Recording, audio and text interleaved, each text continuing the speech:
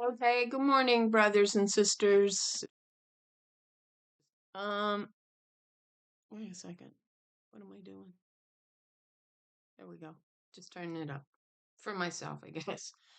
Um, anyway, I'm gonna preface this video first by saying that it isn't a biblical study. So it's gonna be um my pursuits, what I discovered on one of particular dreams that I had. So if you don't want to be here, that's fine. I won't hold it against you. I won't hold any of you to watch any of my videos. But this one in particular, I do expect the numbers to be very low on. It is a personal study in many ways, yet it does link into, crosses over into our biblical studies. So, and it's not necessarily the study on, dragon, but it does kind of cross over into that territory. So we're just kind of going to mesh it all together in this, my pursuit and what I discovered in this particular dream. And so for those who don't know, my dreams and why would you, though in some sense I should tell you my pursuits into this particular dream doesn't concern just myself. I really don't believe it concerns just me. And many of you may be able to find a crossover into this understanding for yourself and what you know about yourself or dreams that you've had personally. So, just for that reason, you might want to tag along with us in what we discovered. So first, the information on the worm in the Bible, and it says in this verse. So we're just going to touch a little bit on the Bible here. Job 17:14. If I say to corruption, you are my father and my brother, it doesn't say brother, it just says father. Well, it should say brother. And to the worm, so they got WORM, but if you go WYRM, which is the Old English spelling for worm, I believe, my mother or my sister. And to the worm, my mother or my sister, who has fed on father and son corruption. All right. So, right quick here, name of dragons are the antithesis of worms. All right. So, this particular essay, or whatever you want to call it, was written by Lydia Mary, and it was published in Tolkien and Environmentalism. So, if I can find the link again, I will leave it down below. We're just going to read one paragraph right quick that she had in here so that we do understand that there is indeed a connection between the word worm and dragon and how they do actually mean one and the same. And also, in the studies that I'm about to pursue or about to pursue concerning a dream I had, we're going to cross that detail again. We're going to come across that detail again. So, what do dragons and worms have in common? The two may seem like distant entities, but historically, they are kin. In his renowned New Year's Dragons Talk, J.R.R. Tolkien, now he's known for the big movies, Lord of the Rings, and the new series, The Rings of Power, and of course, A Hobbit's Tale, and all those.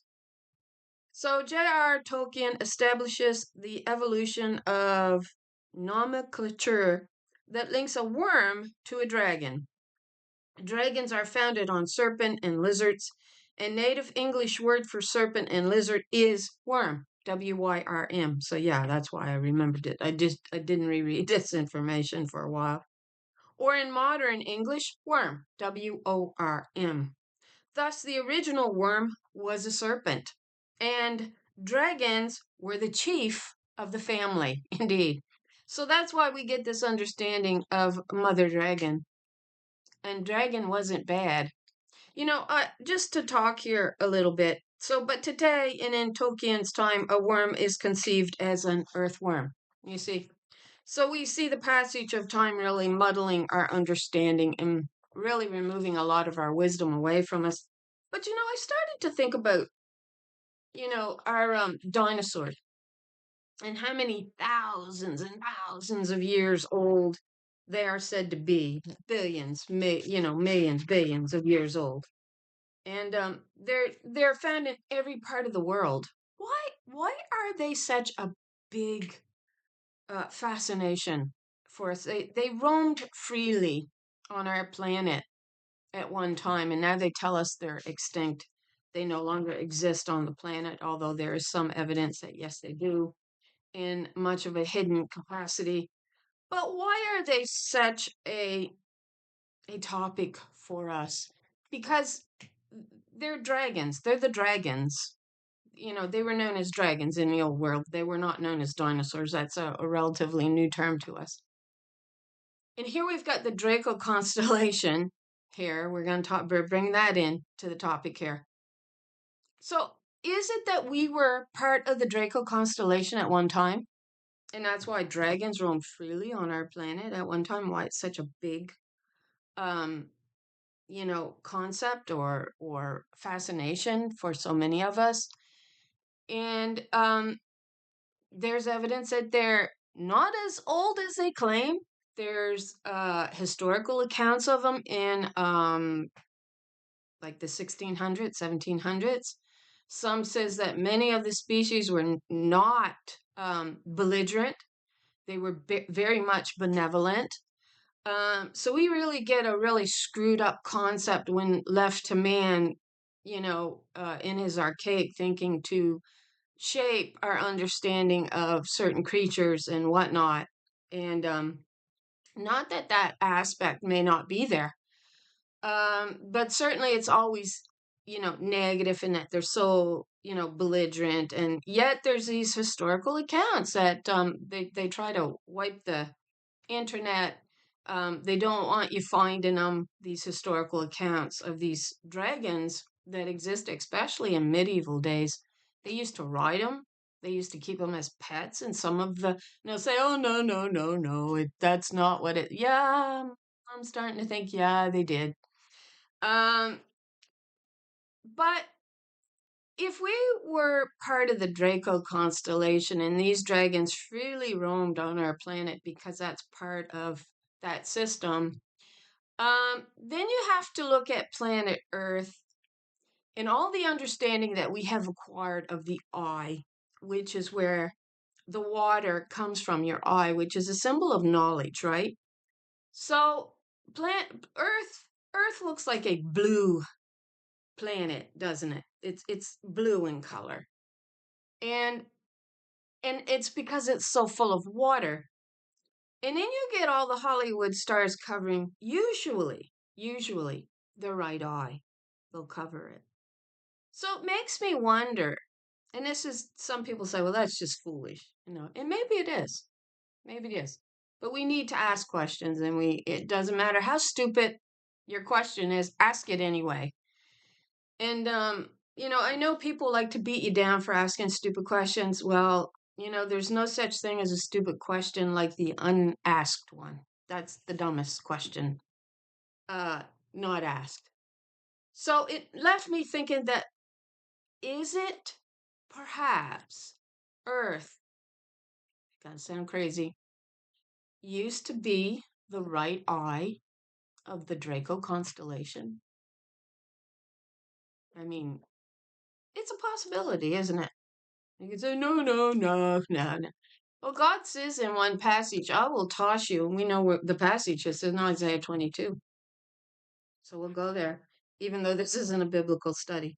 We're going to go to Isaiah 22 right quick, just so we can find that particular passage and show you where God tosses earth like a ball to a far off distant land.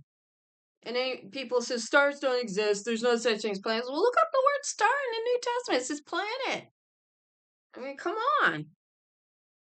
So, and this has to do with one of the prophecies concerning Shebna, right? So God says in verse 18, she, not he, she will surely violently turn and toss thee like a ball into a large country. Then shalt thou die, and there the chariots of thy glory shall the shame of thy Lord's house, shall be the shame of thy Lord's house. So we do get Earth tossed like a ball in a far off orbit, out of orbit. We're out of orbit, which took us to the poem of Yeats, uh, where it says the falconer, we can no longer hear our falconer. That's the Holy Spirit, that used to rule us and lead us. So we're going to look at a dream I had. Sorry for that spiel. And the dream that I had, I just hit on it a few videos back with another lady, and I said, do you know what it means? Like to have a dream where you're handed a stone. I was handed this uncut stone. I did not know what it was, and yeah, I'm doing the symbol. So what? I talk with my hands. I can't help it. I have French blood. I can't help that. I talk with my hands. And so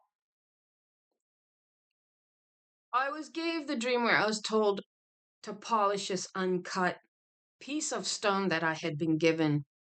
Now, the area that I was in was very unique in that it was like you were in an unformed place.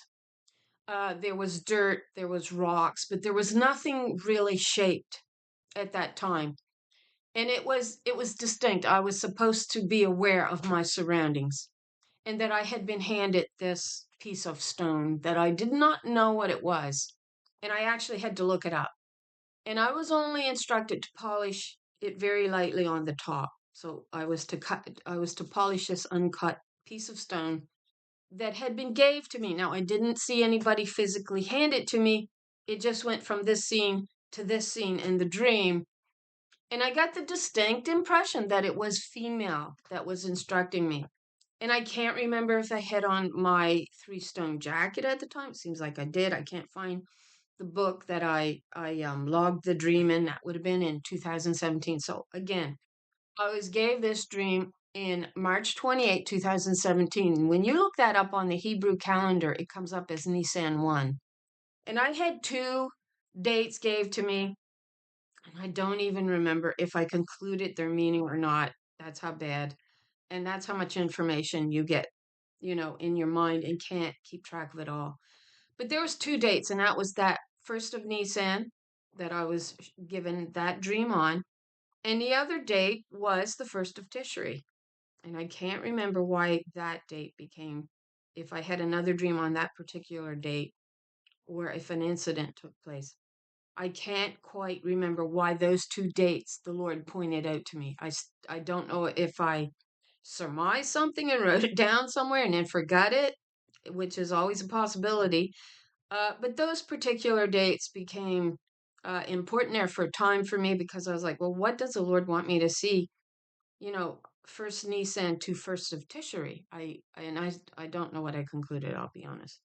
So those 2 dates were important, but this particular dream I was gave on the Hebrew calendar, 1st of Nisan is what it come up.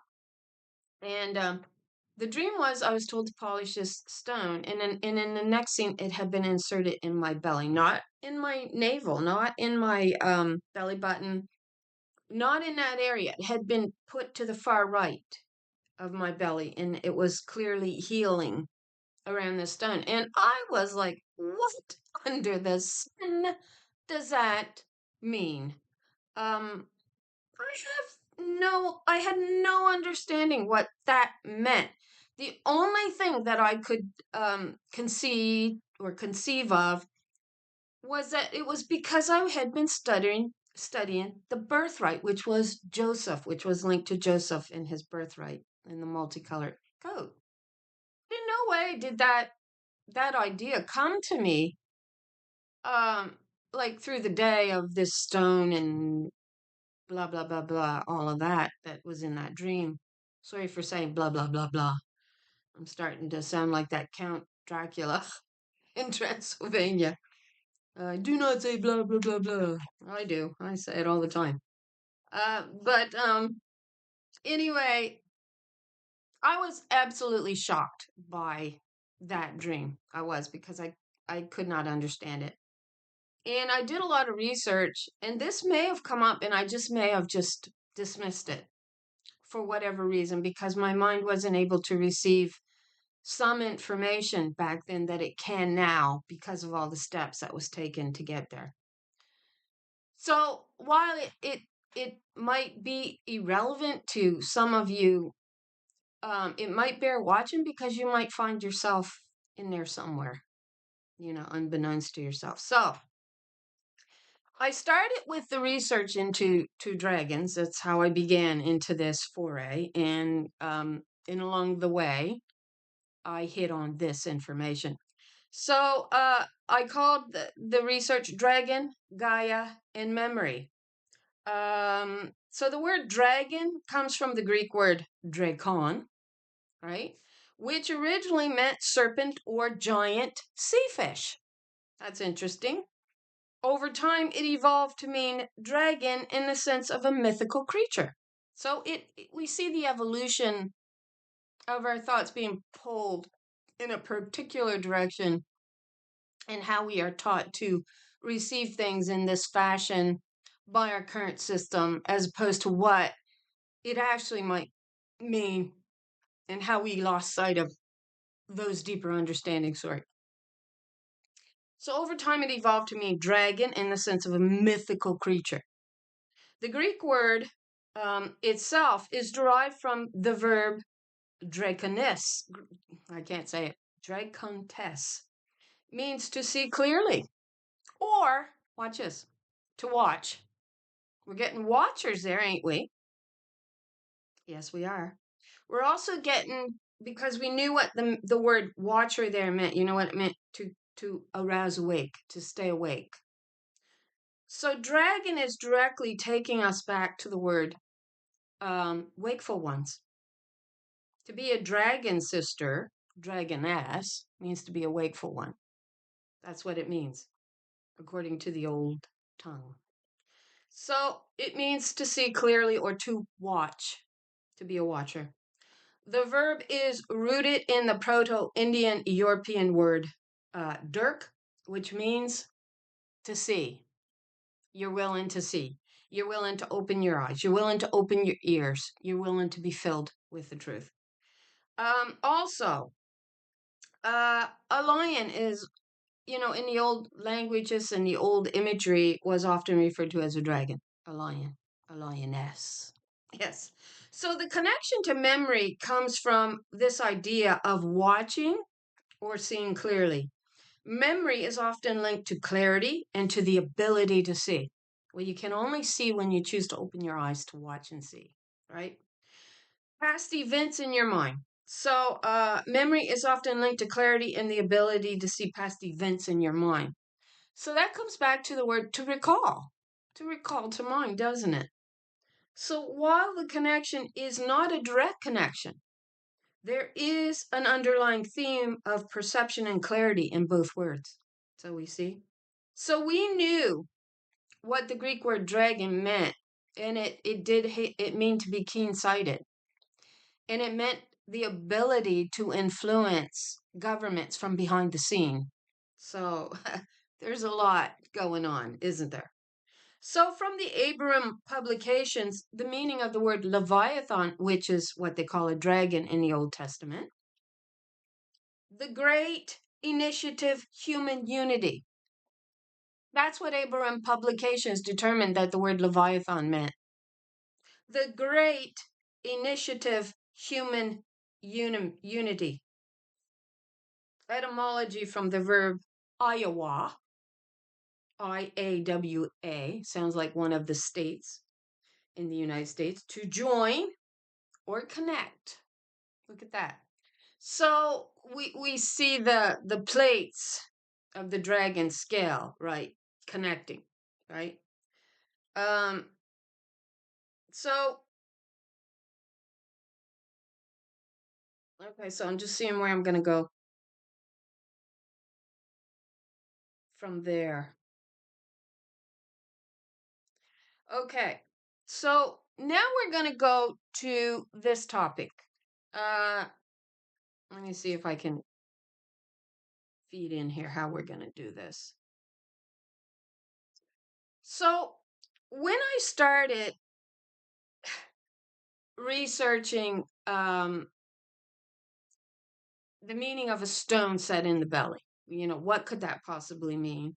It took me a couple of pages of reading through what had been, thrown up, and I hit on this. And I'm sure some of you may have heard of it, but I have never heard of it. The sacred Omphalos Stone, which is the navel of the world.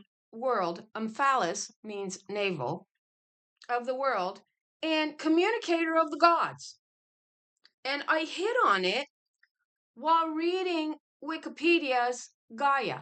And Gaia is the Greek word for earth, and the Roman word is earth.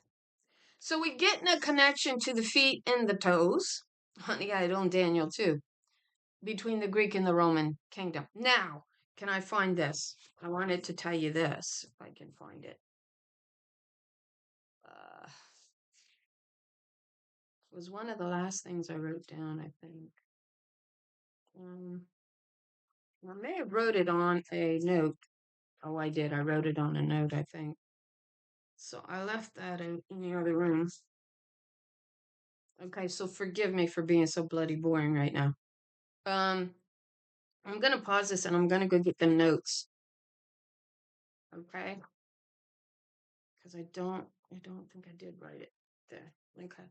So I'm gonna pause this just for a moment. Okay, so we're back. So this is what I wrote down concerning the Romans, which are the toes on the idol, right? The 10 toes. And then the actual feet are considered the Greek, right?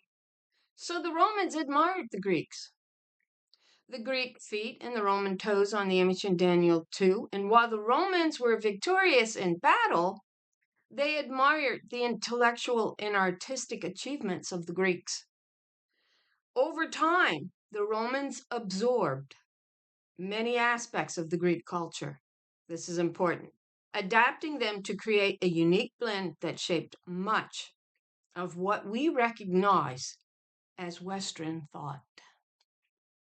Jesus comes from the Greek. We got the Greek New Testament. But then it goes out to the 10 toes of the Romans, right? They basically based their entire kingdom pretty much around the same concepts of the Greeks. So, which is why we get the stone. So, that's important to note. It's highly important to note. So now we go back to this sacred Omphalos stone, navel stone. Remember, Omphalos means navel. Now, before we get into this, before I start reading the notes here, and we're going to read Gaia also, all the information on Mother Earth that we can find. It does so overlap into the Old Testament. Much of the phrasing from the Greeks that they put on the image of Jesus in the New, or even some of the old phrases in the Old Testament, which they want to say is Jesus, is referring to Mother Earth. Absolutely. So Nomia. Now, it's not my name, really. My name is Naomi. So it doesn't have an exact, I don't think, Nomia. If I went in and found all the names that corresponds to Naomi in other languages, I don't think Nomia comes up. Okay? But I hear my name in it when I say it, so forgive me for that, okay? But Nomia, Wikipedia, in Greek mythology, so we just want to remember this when we get into the Omphalos Stone. So in Greek mythology, Nomia was a nymph. So when I think of a nymph, I also think of the children of the forest in, Game of Thrones. Foolish. I've never watched it because it's porn, really, in my mind.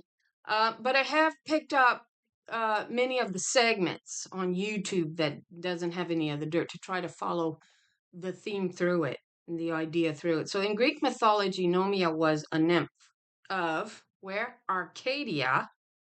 That's in Greek, right? Greece.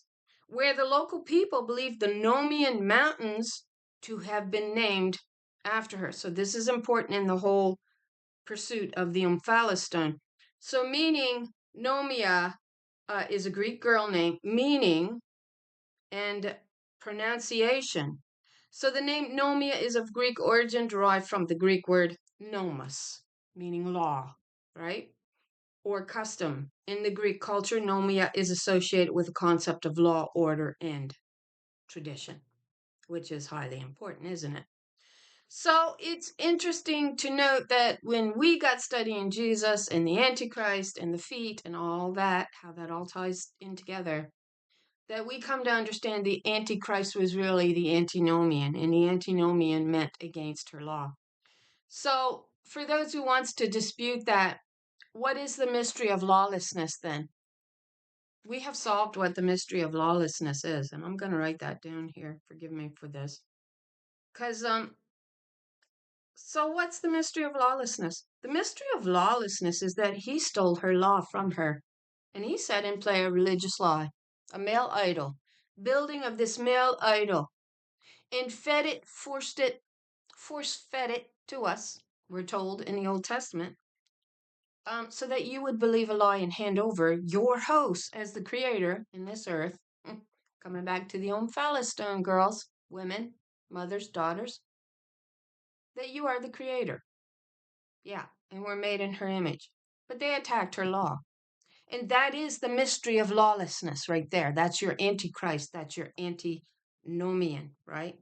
So we keep hitting on that. So now we're going to go. Which part do I need to read first? Let's simply go to it if I've still got it up. I don't. I should have it up. But I do have the Python mythology. So I got my writing wrong, I think. So the sacred Omphalos stone, navel of the world and communicator of the gods. So we're going to start reading here. An Omphalos is a powerful symbolic artifact made from stone, considered the navel of the world, the central point from which terrestrial life originated. An Omphalos was an object of Hellenic religious symbolism, believed to allow direct communication with the gods. That's interesting.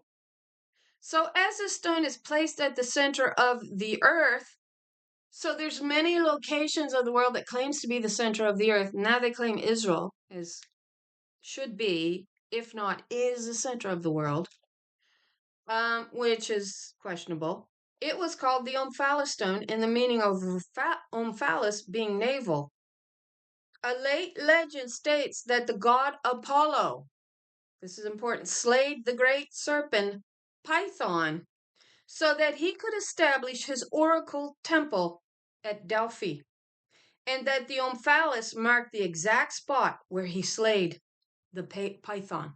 So then we got to ask, well, okay, well, who's the python here? Let's go back to the word worm. Let's go back to Dracon. So, or dragon. This myth may sometimes be found on ancient coins which depict an Omphalos stone with a serpent, this is the python, wound around it. Although the Omphalos stone at Delphi is the most famous of its kind, it is by far not the only one. Is there one in Israel? I asked that question. Another Omphalos associated with both Apollo and divination is the Omphalos found at Keramikos. Now, we're not going to go into that, but I did look into the meaning of the word Keramikos. So, keramos means potter's clay. Isn't that interesting? Could the name Keramikos actually mean the potter's child, is what I suggested, the meaning of Keramikos, where they also found another one of these Omphalos stones. So that's interesting to note. So, okay, so this myth was sometimes be found on ancient coins, which depicted an Omphalos stone with a serpent wound around it. Although the Omphalos stone at Delphi is the most famous of its kind, is by far not the only one. Sorry, I repeated that. Another Omphalos association with both Apollo and divination is the Omphalos found at Kyrmikos, I can't say that. Northwest of Athens, in Acropolis. Isn't there a new movie called Acropolis or something? In 2012, archaeologists were cleaning the stone when they discovered that it was actually a fancy lid covering a what? A well. Look at that. The stone was mounted on a slab of marble, so archaeologists moved it. They discovered that the well's walls were covered in 20 repetitions of the same ancient Greek inscription. So note the number 20. That's important. I just haven't discovered why it's important, why that inscription was written 20 times. Maybe you have a suggestion. So I'm sure it'll come up in study at some point. So this inscription was written in Greek 20 times on this well wall. Okay? This is the inscription. It says, "Come to me, O Paean." I looked up the pronunciation of this word, Paean, and of course, it sounds like you're peeing. That's how you pronounce it. "Come to me, O Paean, and bring with you the true oracle." Oh my gosh. What does that sound like? Well, if we go with the opposite of that thought, and that Paean has been bringing something, he's been bringing a false oracle, is what he's doing. If we go in the opposite direction of that, he's being warned here, "Come to me, O Paean, and bring with you the true oracle." Now we need to understand who Paean is, and we will. And if you bother to read the Omphalos Stone or Gaia, you would already know that Paean is another name for Apollo, who slayed this serpent, this python, who protected this navel stone, this Omphalos Stone at Delphi. Delphi in Greece, the word Delphi itself means womb. All right? I mean, wow. How could I not know this? I asked myself. So we had this wrote 20 times. So let's go into the Python. Is that where we want to go?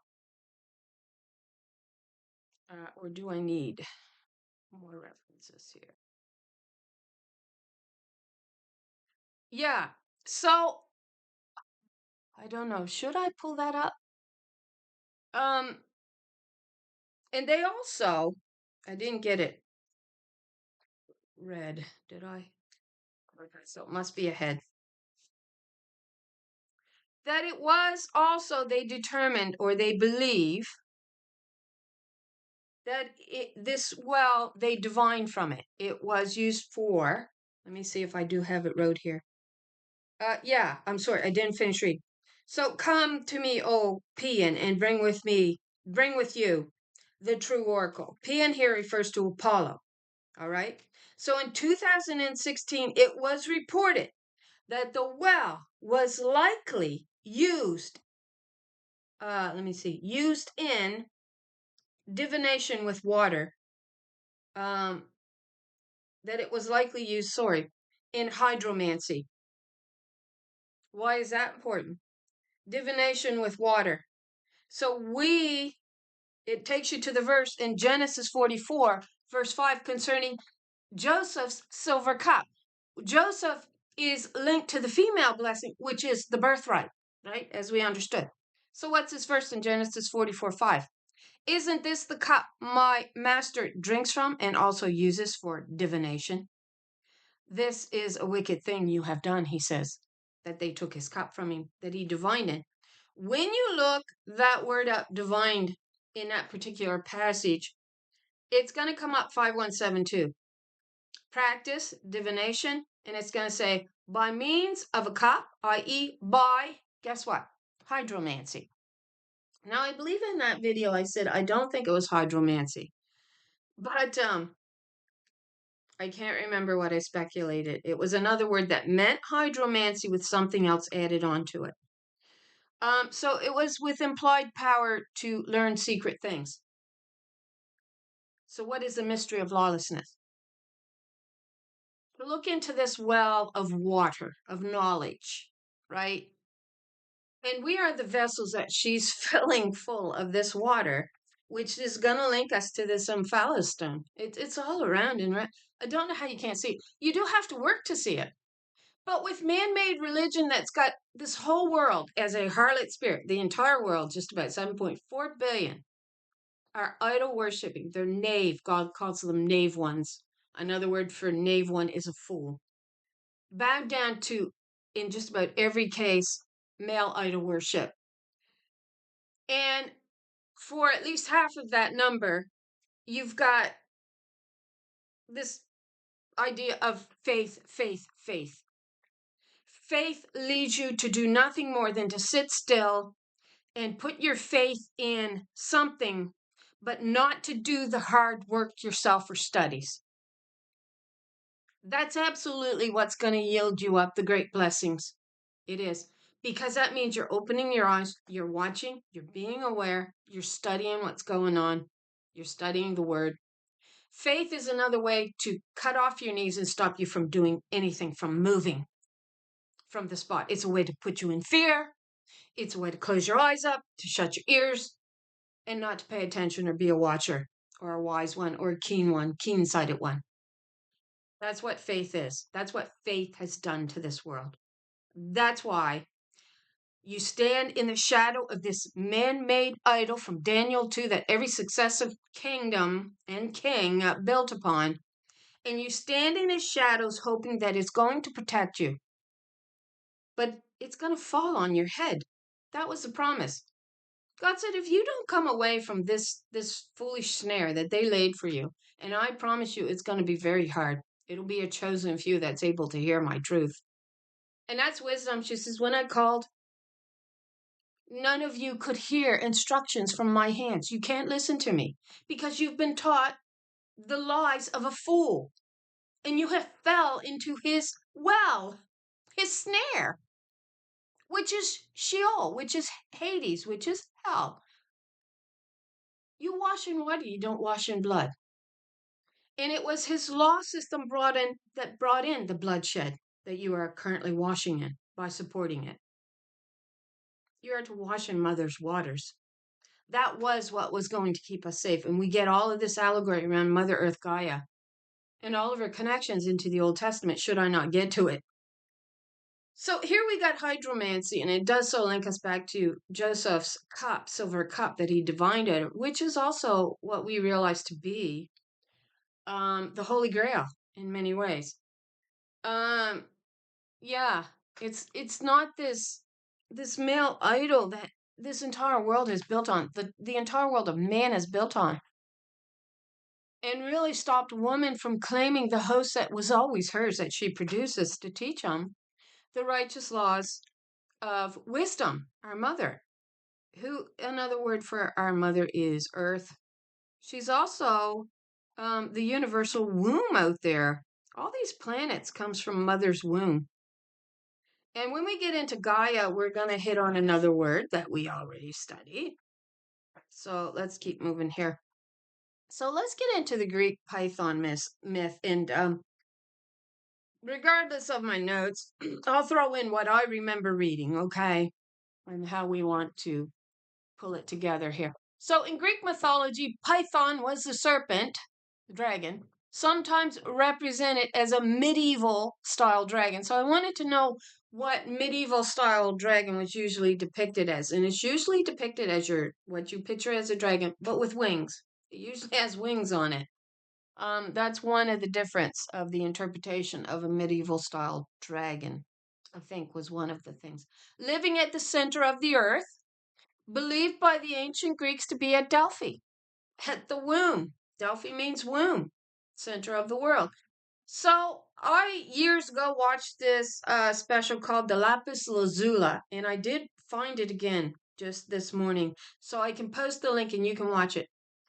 And what they don't want to tell you through all of it, what they were talking about was the divine feminine in the whole thing that they were missing, that this man Perry was missing. So my mythology, Python, sometimes written Pytho, presided at the Delphic oracle, which existed in the cult center for its mother Gaia, Earth. Pytho being the place name that was substituted for the earlier Crissa. So I do have Crissa pulled up.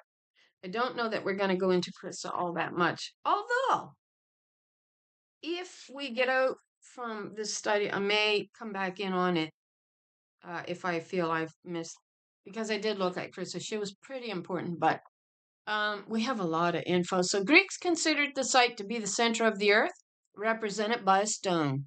The Omphalos, or navel, which Python, this dragon, serpent, guarded and presided over. So what you're getting in that picture is actually a picture of the constellation of Draco. So where's Draco in my notes? That's the worst thing about taking notes. Draco, where's Draco? Maybe it's in these ones here. If Draco pulled up. Sorry. Draco was wrapped around. It's fine because I did thought I wrote it on one of these pink notes here. But Draco, of course, was said to be wrapped around the pole star, right? So you're getting the image of the pole star here that Draco is wrapped around. It's there, right? I'm sorry, I can't. There's so much info, I just cannot recall it all. And I'm sure I wrote that down in one of these, but I got so many bloody notes.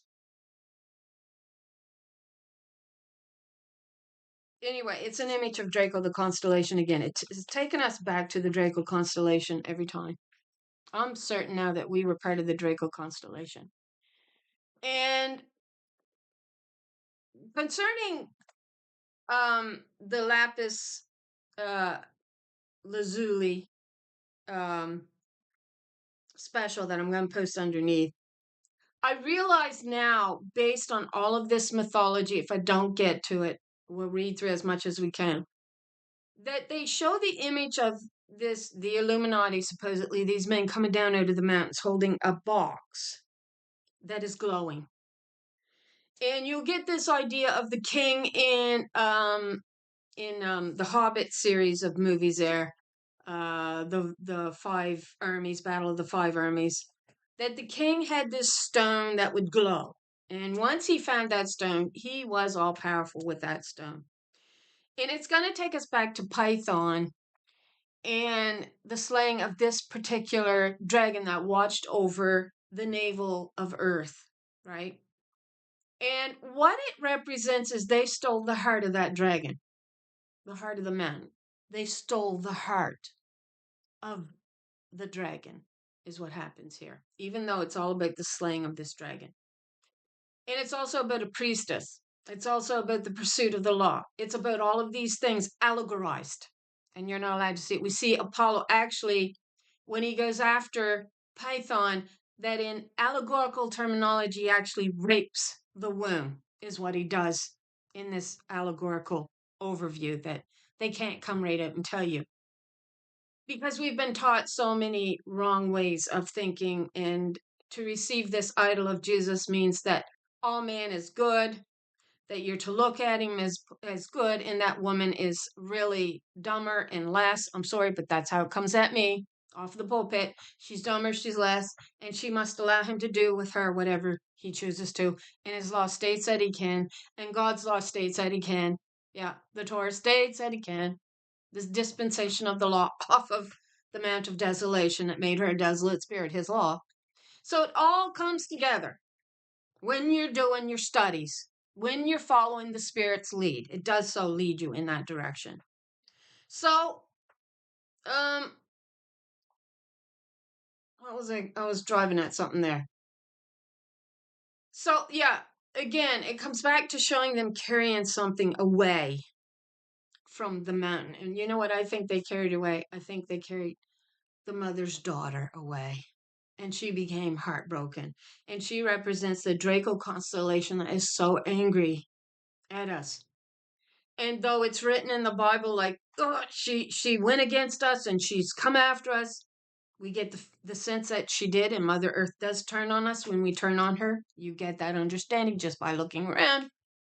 Now, again, one of my commenters, Judy, and I'm sorry that this is such a crappy video, said, there's men out there, men, who's actually got the nerve to say that the fires that's going on in LA, well, you could say that anywhere in the world, anytime anything bad ever happens, they want to blame the fact that women are turning back to their creator, mother, right? Gaia, your mother above who created all things.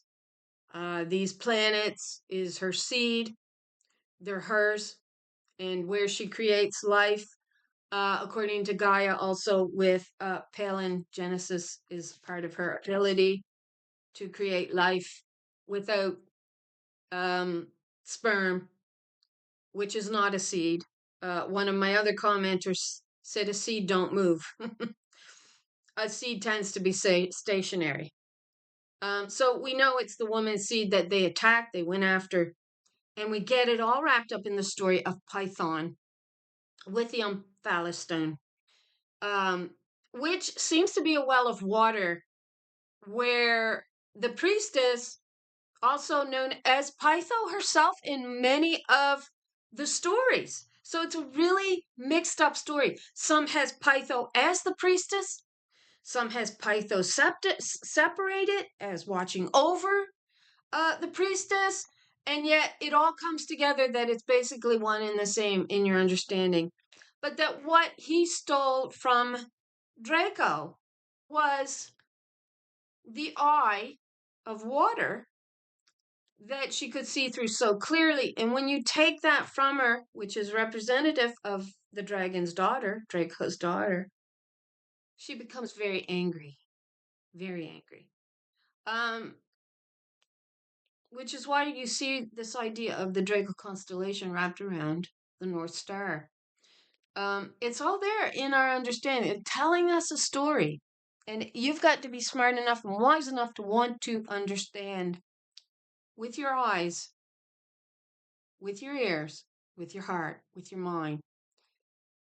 The Illuminati points at the mind. Figure it out. They're telling you, figure it out.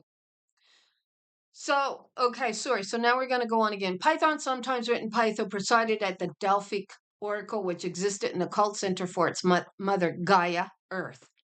Pytho being the place name that was substituted for the earlier Chrysa. Greeks considered the site to be the center of the earth, represented by a stone, the Omphalos or navel, which Python guarded.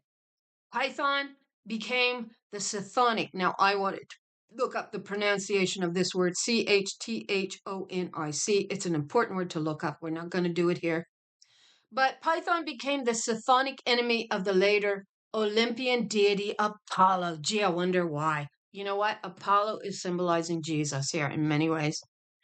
Who slew it and took over Python's former home and oracle. And he did. He took over her well of water. And he himself began to prognosticate out of it. So that's why, again, you're coming back to Peon, and his name is Peon. Interesting way of saying he peed in her water.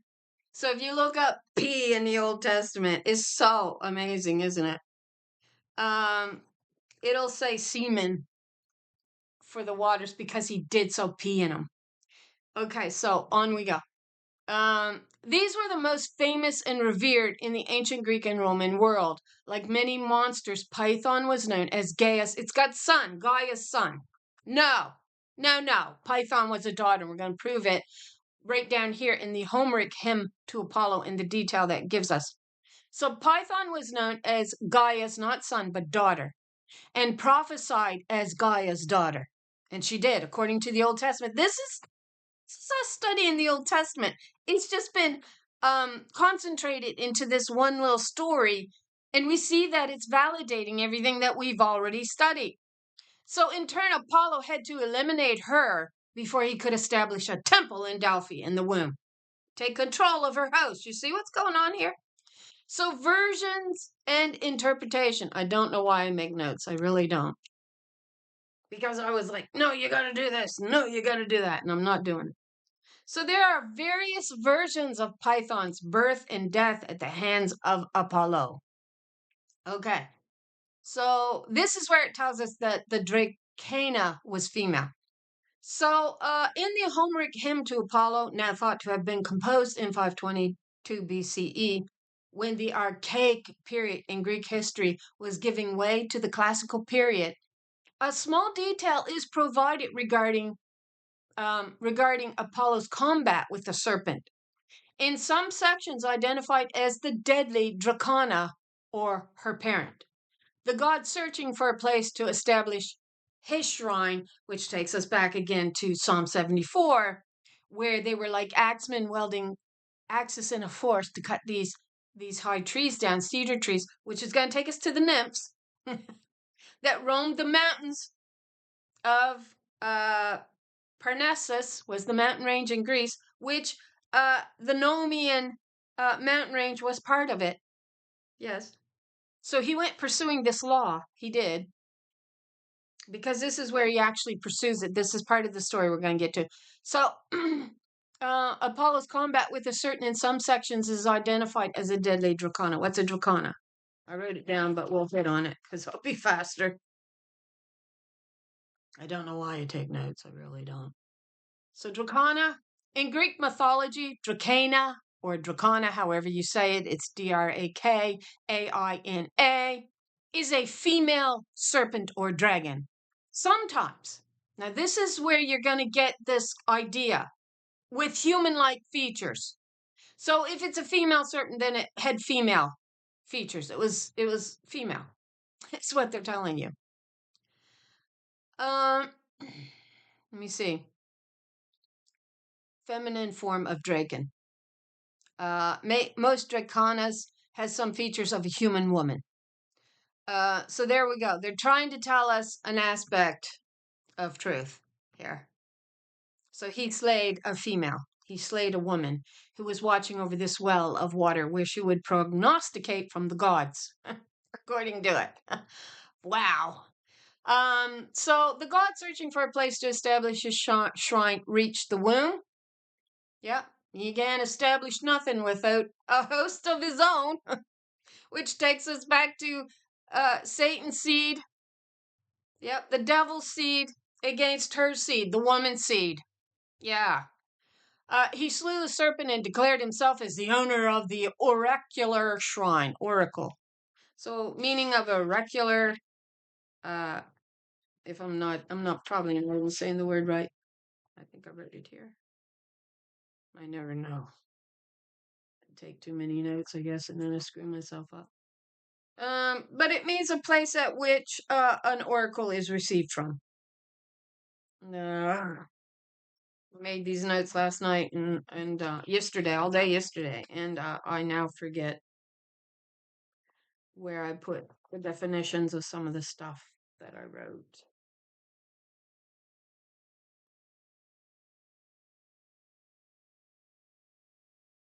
Yeah. So I thought I wrote it right near the end. Oh my gosh. Anyway, I don't know where I wrote the definition down, but I did write it down.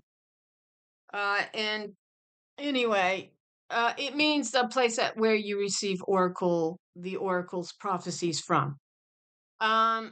Which you probably already know that. So the version related by Hyginus holds that when Zeus lay with the goddess Leto. So we're gonna bypass that part.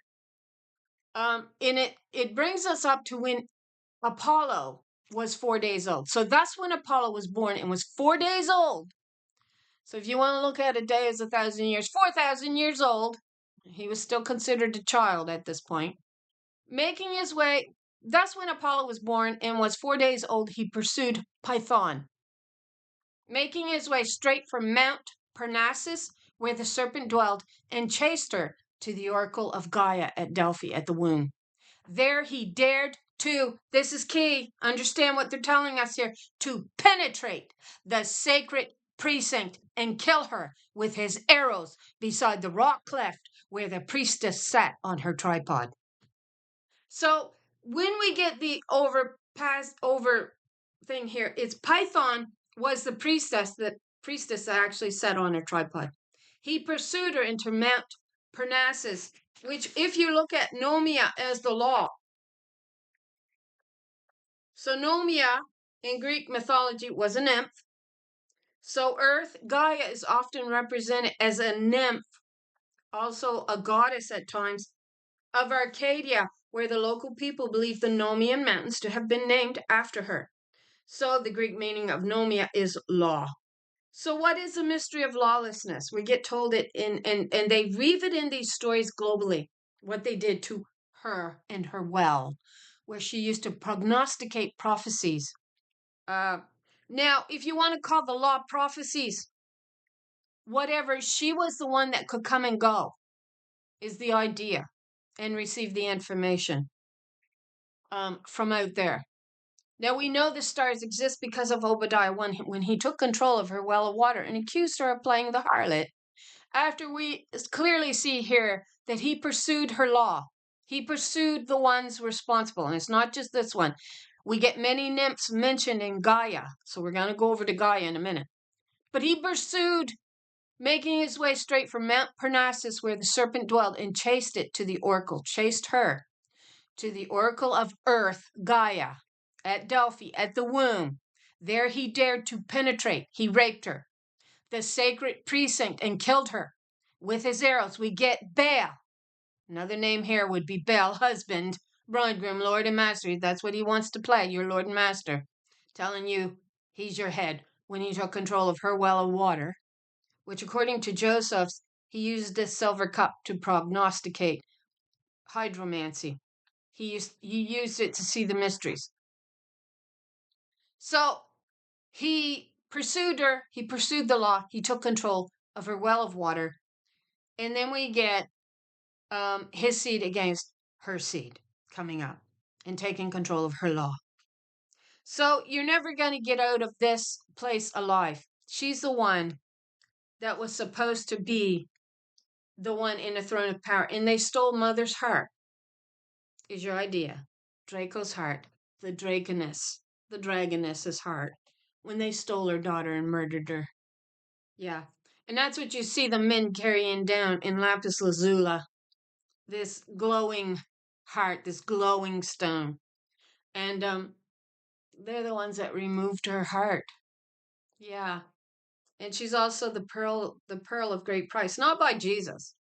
Mother's looking for the restoration of her daughter, which is why it takes you to the understandings in Zechariah 5. You know, this is the curse that goeth forth over the whole world. You're cursed because you brought your own curse on your own head. You did not want to receive the truth from her well of water. And then we see a man like Apollo, who is revered as a great god, raping the womb so he could put in place his own oracle, which is Jesus, which is why you get this well written up with, "Oh, come to me." This is the dragon, the dragoness. Come to me. What does it say in Isaiah 64? She turned her back on us and became our enemy. Why would she become our enemy? Because they stole her heart, her daughter that she loved dearly. But they all want to go, it's only son, son, son, son, son. You think mothers don't adore their firstborn daughters, their secondborn daughters, their thirdborn daughters? You think that she don't love her daughters and needs her daughters and recognizes the importance of her own daughters? It's always man and his firstborn son, father and his son, and the women are foolish enough to go along with it and hand their children right over to this law system that creates nothing but bloodshed against us. And yet they tell you in these stories, if you had half a mind to determine to do the legwork that you need to understand what happened to our world, you have broken mother's heart. You have. And you brought in this rickety old basket, a harlot spirit, and offered it up to mother. There's no reason the dragoness turned on us and let you have your way. That's why she says, come to me, O paean, and bring with you the true oracle. My real daughter, I want her back.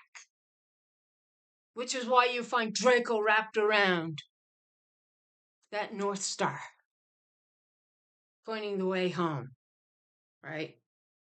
And she says, return, return, O Shulamite. What might we see when the Shulamite returns? She's the one that's going to have to figure it out. Man ain't going to point her in the right direction. There is no sons to lead you home.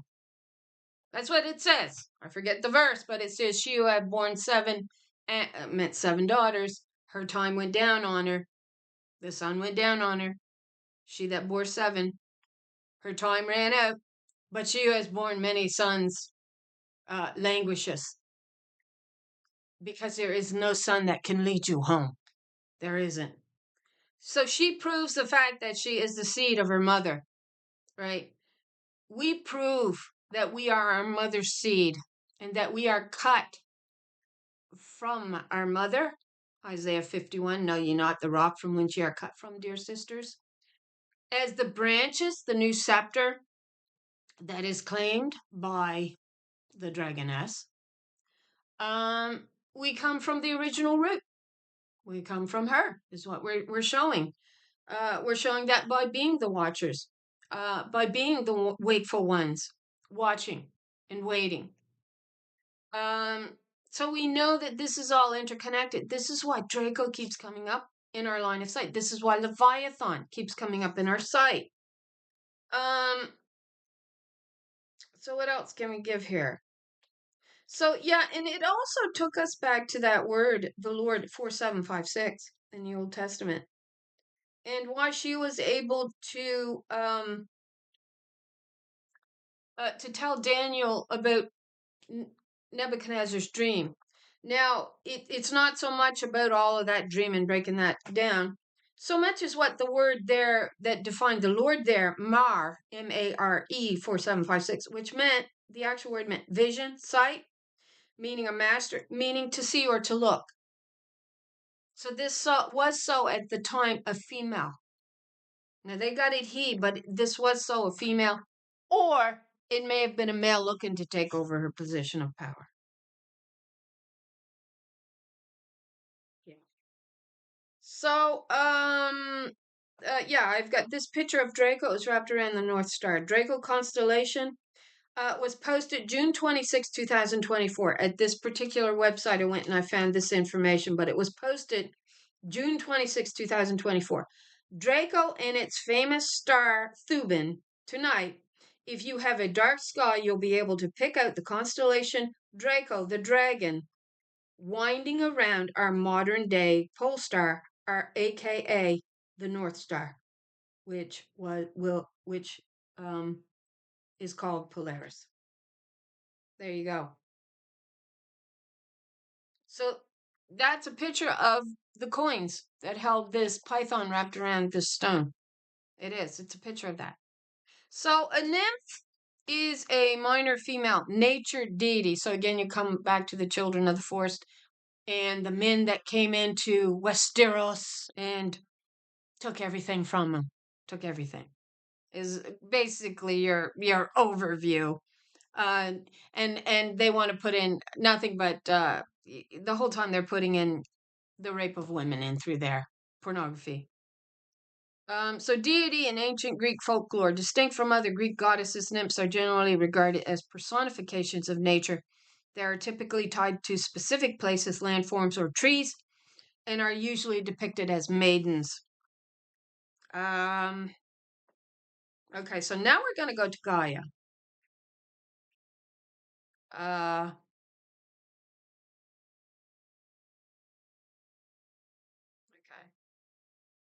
She became the enemy and prophesied as Gaia's daughter. She did. Everything leads us back to the fact that this was female.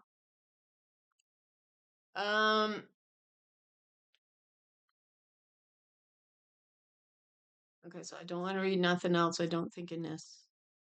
Yeah.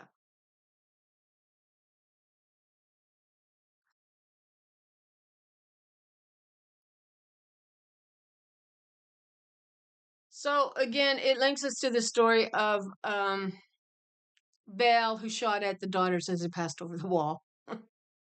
back to Joseph's blessing, which was the birthright, which he was looking to steal from her.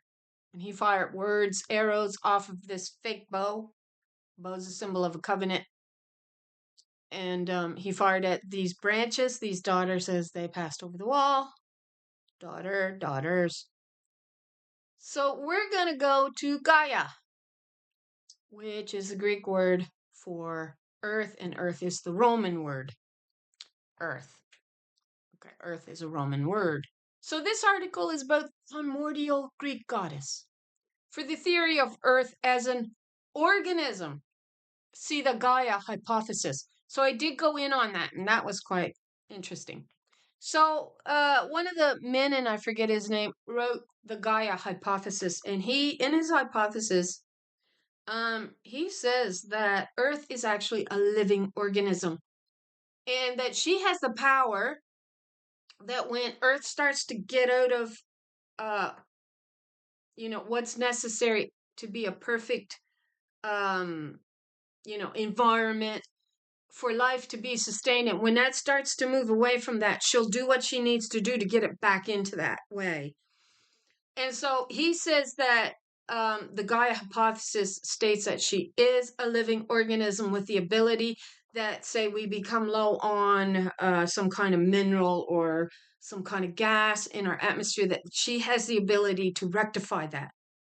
And that it's almost like a living organism that needs to make these changes to be able to bring it back into the perfect environment that it needs to be to sustain life. So he speculates in the Gaia hypothesis, which is very interesting. I tend to believe that he's right. And others with the Gaia says that she actually is representation of a living goddess in a personification. So that would mean that if she's a living goddess of the earth, that she is the personification of the earth with the ability to control the environment of earth, is kind of your deeper understanding. So in Greek mythology, Gaia, a poetic form of Ge, meaning land or earth. So I come up with genome, right? To come into being. So what would that be if we look at noma, and that this is a Strong's Greek word. What is it? Is it 1096? I think it's 1096. Don't hold me to that. And the word is G, nome. So G would be earth. If you want to break it there. Now they won't tell you to do that. I'm telling you to do it. So earth, what's nome? What's the meaning? Law. When earth's law comes back into existence, comes into being, is born. Earth's law. That's what that word means. They won't tell you that's what it means. That's what it's linking you to, Earth's law. And I was going to say something else there, which leads us back to the mystery of lawlessness. Yeah. We've broke down what that is. It's man-made law based on man-made religion after he stole her well of water, which is how she births children. Now, this is the other interesting thing about Earth here. So in the poetic form of Ge, or Gi is your Greek word meaning land or earth, also spelled Gaia, so Gaea, is the personification of earth. Gaia is the ancestral mother. Sometimes, what is she sometimes? Did I write this down? Parthenogenic. We'll just hit on it. What's parthenogenic? Is a natural form of asexual reproduction in which the embryo develops directly from an egg without need for fertilization. It specifies egg, again, takes you back to the idea of dragon. Dragons can produce their eggs. Of course, this is a female all the way. And she can do it parthenogenic. She don't need no male. So what it seems to be linking us back to in our line of thinking is Dragoness, produced a daughter in which she needed no male. She produced a daughter. This was her heart that man stole. This is your allegory. And she turns to be their enemy. Takes you to Isaiah 64. Now they want to stick the he pronoun. That's what the guys did when they stole her well of water. They removed her power. She becomes a desolate spirit. No one is listening to her law. So that's the mystery of lawlessness, this development of this male idol in Daniel 2. And we see the Greek and the Romans really furthering this image of Jesus. The New Testament is Greek. They're the feet tagged onto the beginnings of the head and all this, Nebuchadnezzar and all that. You will come and worship me, and on it goes, this understanding. So we know that they were, messing around with things that they should not have been messing around. They were digging into places that they had no right to dig into. We get it with the allegory of Apollo and changing the oracle's location, the center of the earth, to what he says it should be. So Gaia is the ancestral mother, sometimes parthenogenic, of all life. She is. Okay, we're not going to read that. So I want it to go down to a particular location here. And I wrote it down. So I want to go where? Got it right there. So we're going to go to the description section. And it's right here in the front. This is interesting. So the Greeks invoked Gaia, or Earth, in their oaths. You get that? In their oaths. Strong's Hebrew word 226 means oath. Okay? So she was invoked in their oaths, and she should be made aware if one broke his oath. You get it? In the Homeric poem, she appears usually in the form of oaths. So Strong's Hebrew 226, oath, right? We hit on this word Strong's Hebrew 853, and oftentimes they do not translate it because they'll say, not certain what it should be translated as. It was the daughter's oath. And usually it's in the context of oaths that you'll hit the verses, and when you pull up the words, 853 is not translated. But if you hit on it, and you hit on its derivatives, it will take you back to Strong's Hebrew 226, oath. So it is talking about the daughter's oath in violation and what man did to it, right? And mother was to be made aware if one broke his oath. Now that takes us to the case, right? Of the controversy of Zion. She was to bring her case and make mother aware. But remember, he murdered her. He fashioned a whole nother storyline around a lie. The accuser, Adam, the first Adam, who is also Satan, the accuser. He accused her in the courts of heaven because over time, he reshaped this whole lie, this whole oracle, and he began to bring a lie out. To which you get mother saying, come to me, Kian, and bring with you the true oracle. Stop bringing the curse in the basket, the harlot. That is not my daughter. The Dragoness is mad at us because they stole her heart from her, which was her firstborn daughter. And she states that in so many words. In Malachi,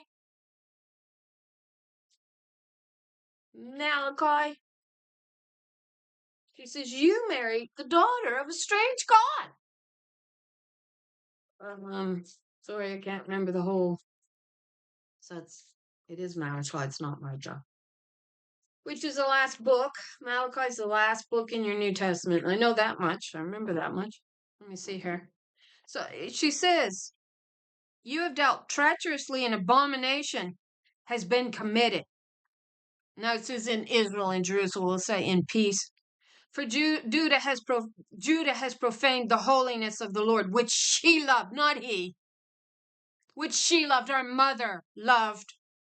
And you have married the daughter of a strange god, a harlot. Which then you see them trying to bring as a first fruit offering in that rickety basket, which actually is now these bodies.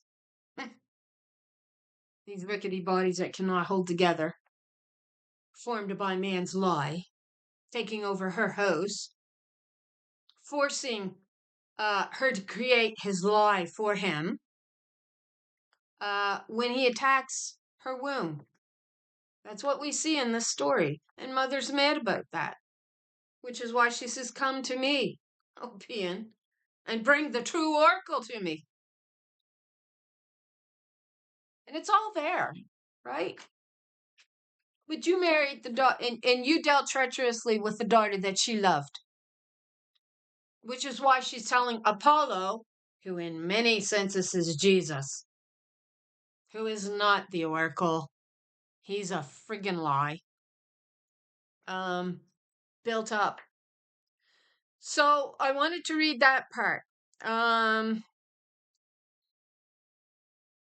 Where else did we want to go in this?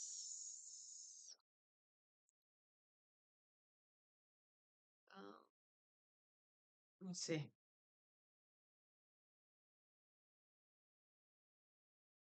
Okay, we also wanted to go to the cult section on that.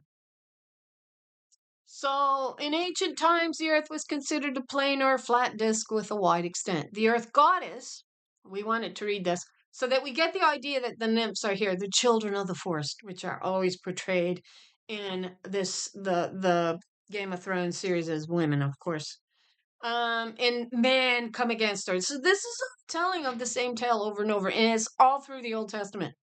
The earth goddess can be identified with the nymph Plataea. I don't know if I'm saying that right. Plataia. I didn't look the pronunciation up, which means broad one. So the broad earth in Plataea. So it means, in a sense, a nymph that may well represent the entire ruler of the earth. As the spouse of Zeus, frig that. Zeus is Jesus, really? No. We'll ignore many of this because we want to get to the same epitaph appears in her cult at Delphi. She is the mother of the gods. So the gods do not exist. She predates the gods. All female goddesses predates the gods because they procreate without a male. The goddess that brings forth life and blesses men with children. The All-Mother who nourishes everything. The conception is close to the popular belief.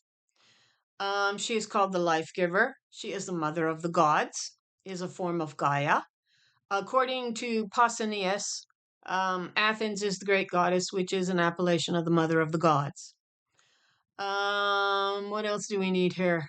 In the Ashmolean Museum. Now, when I hit that word Ashmolean, I knew it because of a discovery of witches.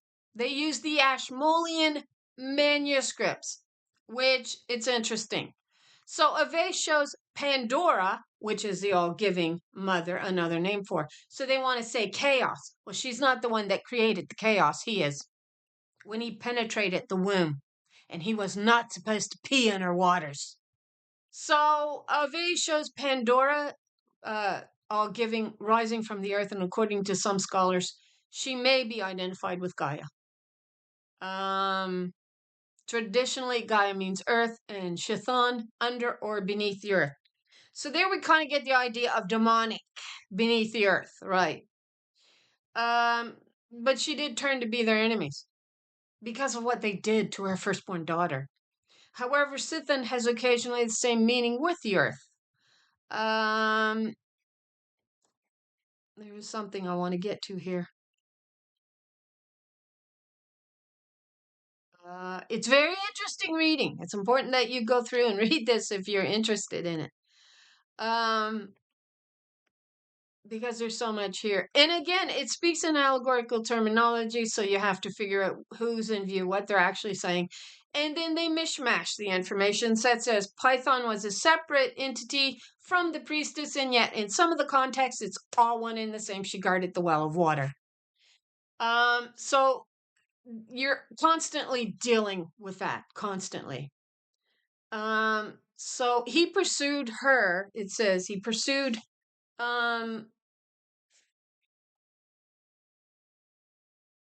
so he pursued Python, right, who was the dragoness, the priestess that actually guarded this well of water, making his way straight from Mount Parnassus, where the serpent dwelt, and chased her to the oracle of Gaia at Delphi, at the womb. So the Nomian Mountains are actually part of the larger Parnassus mountain range. The Parnassus mountain range, steeped in Greek mythology, is located in central Greece and includes a series of prominent peaks and ridges, which takes you back to the Arcadian myth and this breaking of this riddle that this man supposedly breaks down in lapis lazuli, and I'll leave that link below, which is all wrapped up in the feminine. Joseph has to do with Joseph. So the Nomia Mountains form a segment of this range, adding to its historical and cultural significance. So Nomia means law, so it's chances that he actually pursued the law there, because she was the one over the law, and he wanted to take control of her law. So that's why it says in Isaiah 52, pick yourself up out of the dust of the earth, take back your throne. So we are going to go down to cult, the cult section in Gaia.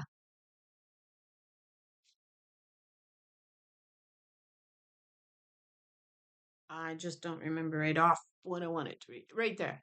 So in Humanides, the priestess announced her first prayers to Gaia, the first prophetess, at Agai. Now, I couldn't help in that word Agai see the aegis. And I did write that down somewhere again. Oh my God. Where did I write it?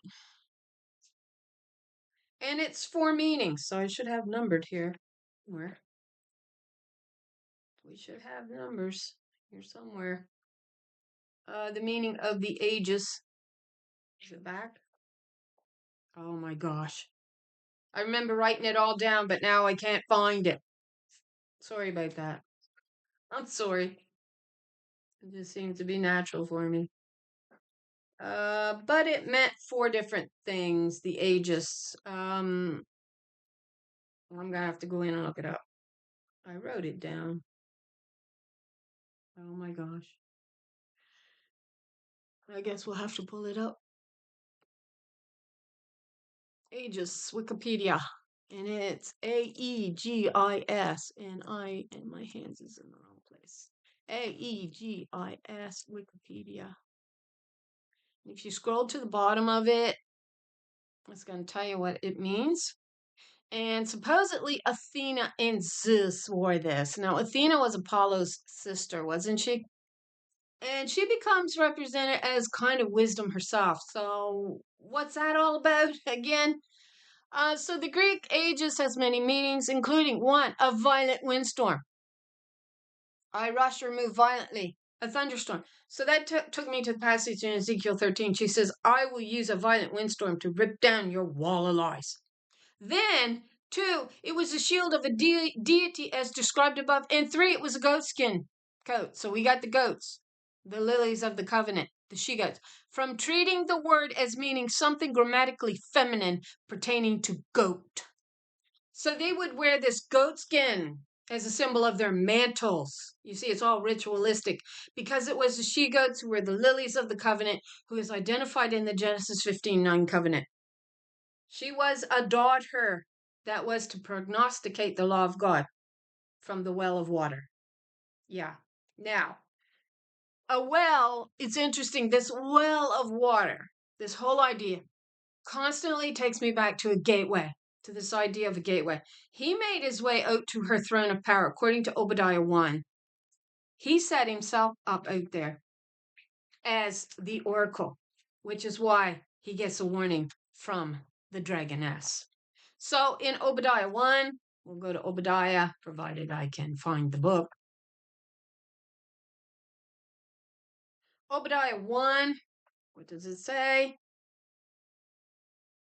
The pride, verse 3, the pride of thine heart has deceived thee, thou that dwellest in the clefts of the rocks. Again, there we go. He pursued her, right? In the clefts of the rocks, and he struck her with arrows, it says, from his bow. It does in the story of Apollo when he attacks her. In the clefts of the rock, whose habitation is high, that has said in his heart, who shall bring me down to the ground? Are you going to restring your bow? God says, I'll restring my covenant. I'll sharpen my sword. And if you don't turn from your wicked ways, I will use them on you. Now that's what she says. Though thou exalt thyself, man has exalted himself. As the eagle, this is also part of the story of Zeus. All part of this Omphalos Stone, if you go in it, he sets loose two eagles from opposite sides so that they may locate the center. So it's a very important part of the story that I haven't got to. Sorry. We may still pick it up in another video. So thou that dwellest in the clefts of the rocks, whose habitation is high, thou that exalt thyself as the eagle, and though thou set thy seat or nest among the stars, thence will I bring thee down, saith the Lord. Saying this watcher, the one with her eyes open, plural, have their eyes open. They're roused awake. They're not asleep. They're watching. They're aware. They're keen-sighted, like their mother, who is a dragoness. You are dragonesses. Wise women, serpent, wrapped around the pole, the scepter, the true scepter. Bring to me my true scepter. And she's warning man. You think situations are getting bad on earth. She has the ability to do this. She alone has the ability to do it. Yeah, Obadiah. So we see that he exalted himself to her throne. He did. And what are we exhorted or exonerated? What's the word? Exhorted to do?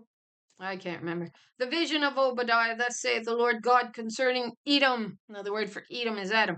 We have heard a rumor from the Lord, and an ambassador or an envoy is sent among the heathen to say, arise ye, and let us rise up against her, the harlot spirit, who exalts man as God. Your own wisdom, it has perverted you. She says to the harlot Babylon in Isaiah 47, you think you're so smart. Oh, Jesus, Jesus. She says it's only those who are truly righteous that will understand my truth and my way. The knave fools who can't be bothered to open their eyes or their ears or to listen or to do the hard studies, proving that they are indeed mine, are going to reject it because they won't even hear it to begin with. You see, that's how easy it is for them to reject it because you can't even be bothered to listen to it. So it's interesting that we get the she-goat reference, and we also get that he went up to her high hill and he slayed her there. He did, so he could take control of her well of water. It's all there, every bit of it. The Omphalos Stone. So I'm pretty sure she was giving me a heads up, like, see, go find it, go find it. And it's took me this long.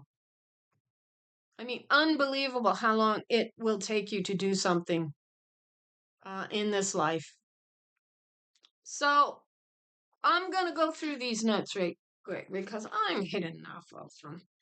And I really did not want to do what I did.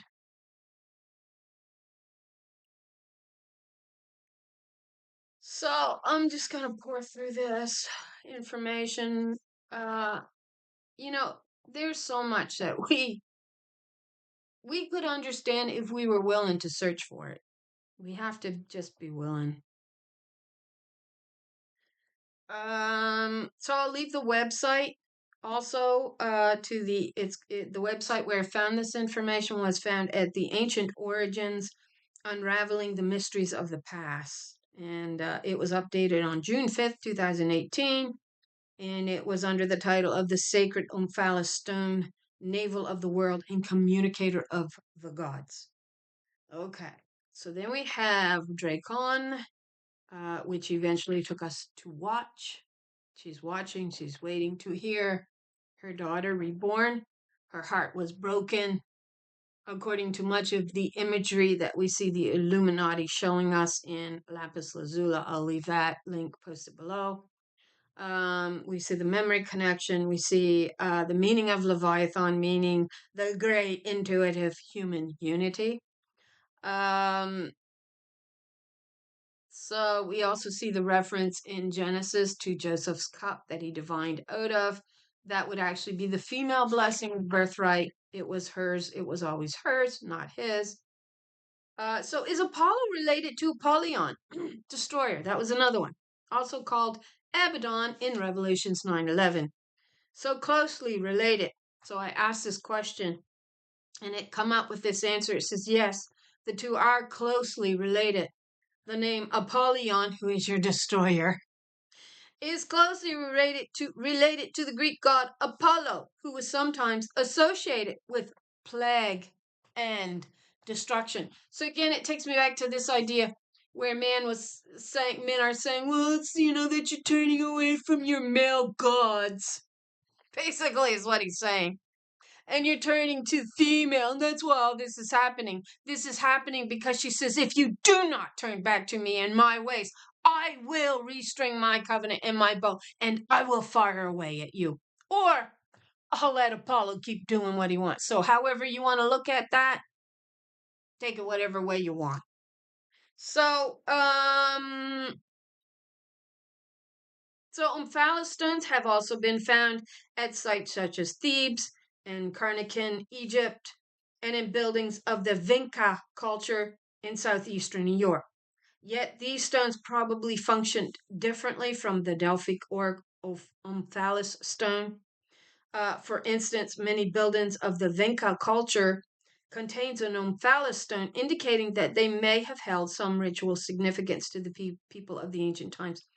So it kind of leads me to the idea that over time we lose understanding. We lose wisdom because we're not listening to the females. We're not listening to the feminine, who is our wisdom in the earth. And you are to hearken to her, and man with his made up idol who puffs him up in pride, going, oh no, I'm your head, blah, blah, blah, blah. Destroys himself. Yeah. And she destroys herself, the harlot, who thinks she's so smart. Anybody can talk like this. Anybody can come on here, even men can do it, can come on here and talk like this. And, talk like they're so righteous. I know the whole story.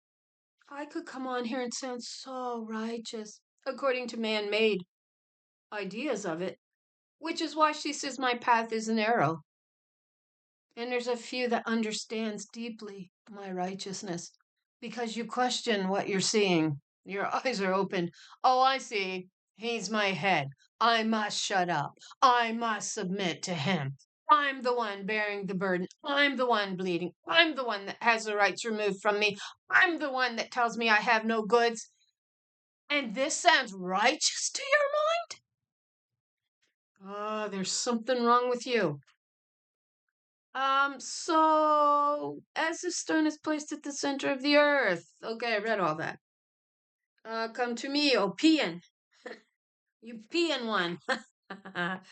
Python mythology. In Greek mythology, Python was a serpent, sometimes represented as a medieval style dragon living at the center of the earth. Let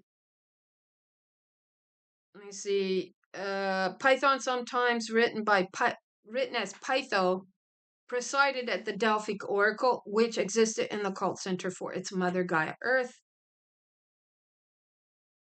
Okay, we read all that.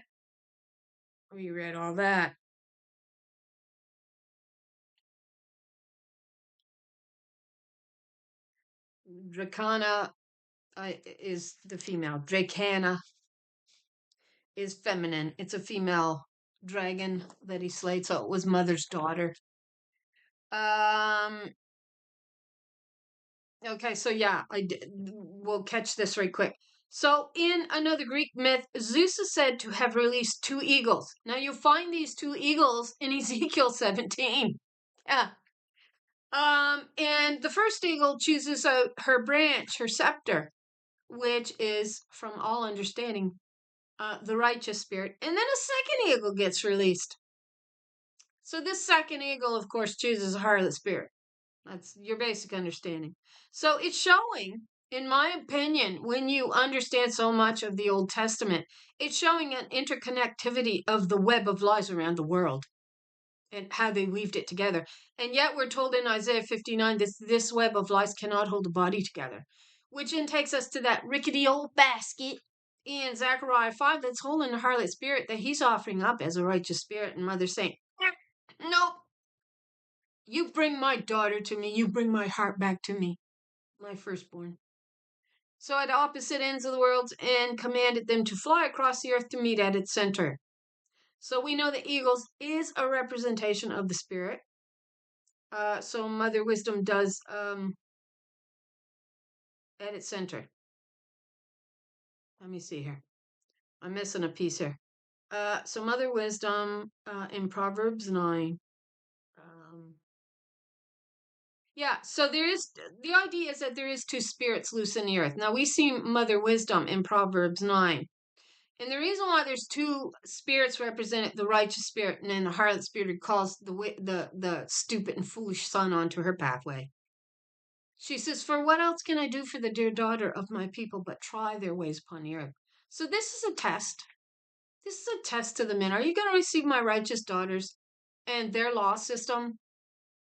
Or are you going to keep harping your wicked ways through your wicked man-made idols, which creates nothing but bloodshed and violence, and you see your own demise coming on is at hand for your wicked ways. So, but she says to her daughter, for what else can I do for the dear daughter of my people but test their ways? So she's going to test the men. She's going to test the women. Yeah. For what else can I do but try their ways upon the earth? Who will fall for the lie, but who will stand for my truth and ways and laws upon the earth? It was at Delphi that the two eagles finally met and placed the stone under the glens of Mount Parnassus. As a sign to humanity, Mother has honed out her 7 pillar stones. It's Mother who lays the foundation. And here you will see her honing out her 7 pillar stones, which takes us to that oath idea, Gaia representing the oath in these passages. And the kings in the Old Testament will go up to these oaths and make their oaths, make their vows upon these oaths. Well, the only symbology we have of an oath or a pillar is found on Rachel's grave. It is representing the feminine all the way. And they violated their oath. They violated the covenant. They did. And we see them attacking her womb, attacking her right to her own creation. You have turned everything upside down. And you told the potter, the maker, the creator, the mother, that she had no power over her own creation. So she's mad. The dragoness is mad. So a later legend states that the god Apollo slayed the great serpent so that he could establish his oracular, relating to an oracle. There it is. Temple at Delphi. So in Psalm 74, we see them tearing her temple down. And that the Omphalos marked the exact spot where he slayed Python. Myth is depicted on coins. It's a picture of Draco wrapped around the North Star. So we're all interconnected to this idea of dragons on Earth called dinosaurs. The modern word for these dragons are dinosaurs. So it seems to allude to the fact that we was so part of the Draco constellation at some point in time. And then we get the idea of the nymph, which is, if you read through Gaia, you will see her many personified Earth as a goddess. And then in the Gaia hypothesis, it's postulated that she is an actual living entity. If you don't listen to her, and your laws create ways to take Earth out of the ideal existence on her, that she will create the situation necessary to bring it back into what she needs it to be. So again, she's in full control. You're not. She is. So is that everything? I also looked up, what did it mean to polish a stone? Because I was like, well, what does that mean, polish a stone? And when I looked it up, of course, for those who didn't see the dream, that when I posted it, it ended up being a ruby, an uncut ruby that I had been handed and told to polish just the surface of it. And then it was set into my room. off to the side here, I believe. So the Nomean Mountains are actually part of the larger Parnassus mountain range. So, which is steeped in mythology. So then I asked, what is the significance of polishing a stone? It is often seen as metaphor for personal growth and transformation.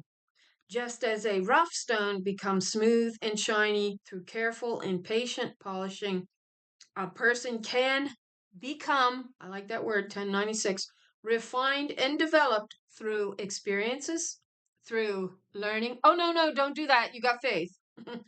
And self-improvement, improving yourself. For me, that comes down to, wisdom says, I open the door and I close it. When it's opened, it's a symbol that she's willing to forgive you. That is love. You don't find any greater form of love than I'm willing to forgive you, and I'm going to give you back this truth.